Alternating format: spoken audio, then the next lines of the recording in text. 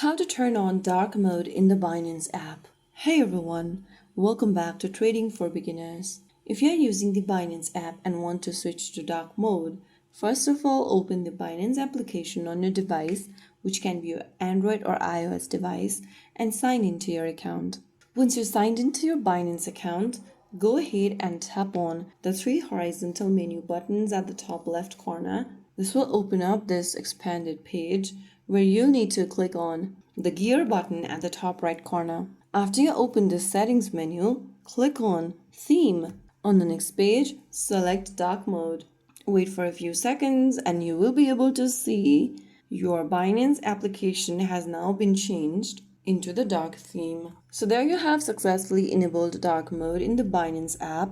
You can switch back to the light mode at any time by following the same steps and selecting light or system default. So that is how it's done. If you found the video helpful, don't forget to like, share and subscribe to our channel. I will be back again in the next video. Stay tuned and thanks for watching.